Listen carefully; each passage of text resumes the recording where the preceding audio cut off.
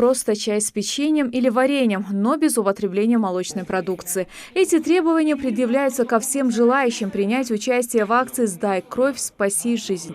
В числе доноров и Тимур Яндиев. На станции переливания он впервые. Кровь ранее не сдавал. Признается, что от одного вида иглы уже не по себе. Однако желание оказаться потенциальным спасителем чьей-то жизни намного сильнее. Ничего сложного в этом нет, абсолютно безболезненно.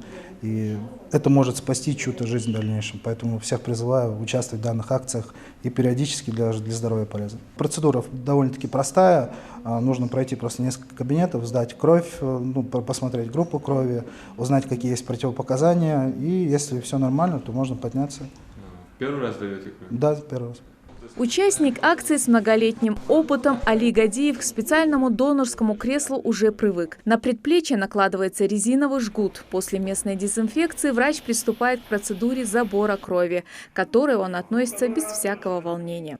Процедура известная, прохожу нормально, спокойно. Ничего тут такого сложного нет. Наоборот. Проверяем, что, как у нас состояние здоровья. Обычно мы не приходим, так хоть еще это что. На первый взгляд может показаться, что любой желающий может прийти и сразу сдать кровь. Этому предшествует всего несколько несложных этапов. В первую очередь нужно заполнить в регистратуре анкету донора. В ней содержатся вопросы о здоровье, на которые следует отвечать максимально честно. Задача этого документа – выяснить, будет ли кроводача безопасна как для донора, так и пациента, которому будет сделано переливание.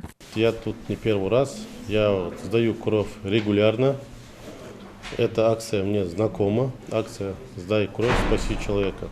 Далее следует медицинское обследование с посещением лабораторного кабинета. Установить скелл-фактор и уровень гемоглобина, а также определить группу крови. На все это уходит около 10 минут. Вся заготовленная донорская кровь обязательно обследуется на наличие антител к вирусам гепатита Б и С, а также делается биохимический анализ крови, а далее опрос врача-трансфузиолога. Это уже несколько акций мы проводим к 4 ноябрю. Судебные приставы сегодня сдают наши единороссы. Они принимают активное участие в этой акции.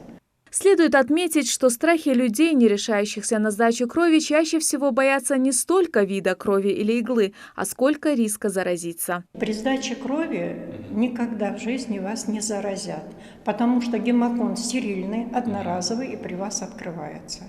Такие акции здесь проводятся постоянно. Сотрудники различных ведомств и учреждений республики все больше втягиваются в это, несомненно, благородное дело. Светлана Томова, Адам Мережков, Магомед Шаухалов. Новости 24.